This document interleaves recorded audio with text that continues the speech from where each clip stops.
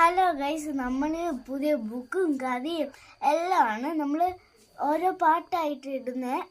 എൻ്റെ കഥേൻ്റെ പേരെന്ന് പറയണ്ടേ? തെന്നാലി രാമൻ. ഭാരത ചരിത്രത്തിൽ 16-ാം നൂറ്റാണ്ടിൽ വിജയനഗരം ഭരിച്ചിരുന്ന കൃഷ്ണദേവരായർ വളരെ പ്രശസ്തനായിരുന്നു. പണ്ഡിതന്മാരെ അദ്ദേഹം ആദരിച്ചു. വിക്രമാദി സദസ്സിലെ നവരത്നങ്ങൾ പോലെ ദേവരായ സദസ്സിൽ അഷ്ടദിഗ്ഗജങ്ങളുണ്ടായിരുന്നു. അവരിലെ വിദൂഷകനായിരുന്നു തെന്നാലി രാമൻ. കൃഷ്ണ ജില്ലയിലെ ഗാർലപ്പാട് ഗ്രാമത്തിലാണ് രാമന്റെ ജനനം.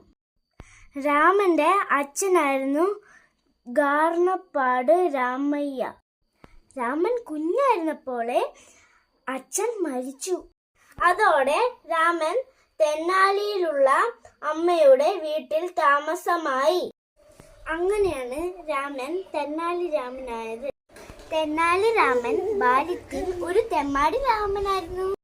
പഠിക്കാൻ വിട്ടാൽ അവൻ കുസൃതികൾ കാട്ടും. ഒരിക്കൽ ഗുരുവിനെ അവൻ പറ്റിച്ചു.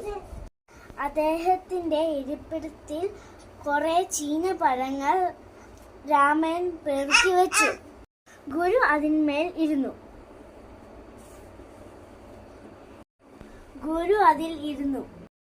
അപമാനായ ഗുരു രാമനെ കിഴക്കാം തൂക്കായി കെട്ടിയിട്ടടിച്ചു. എന്നിട്ടും രാമൻ നേരെയായില്ല.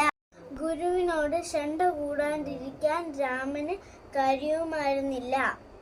എങ്കിലും രാമൻ ബുദ്ധിമാനായിരുന്നു. ഗുരു പറയുന്നതെല്ലാം തന്നെ മറ്റു കുട്ടികളെക്കാളും വേഗത്തിൽ പഠിച്ചു. 12-ാം വയസ്സിൽ രാമന്റെ പഠിത്തം അവസാനിച്ചു. വീട്ടിൽ പട്ടിണി. എന്നിട്ടും രാമൻ ജോലിക്ക് പോയില്ല. മടിയാണ്. വായാടി ആയതുകൊണ്ട് കാണുന്നവരെല്ലാം കളിയാക്കും. അങ്ങനെ അവന്റെ നാക്കും നാട്ടുകാരുടെ കൈയും നിരന്തരം ഏറ്റുമുട്ടിക്കൊണ്ടിരുന്നു. രാമന് ഭക്ഷണത്തിന് മുട്ടുണ്ടായിരുന്നെങ്കിലും തല്ലിന് മുട്ടുണ്ടായിരുന്നില്ല. അടുത്ത പാട്ട് അടുത്ത ദിവസം. Please subscribe, like our channel.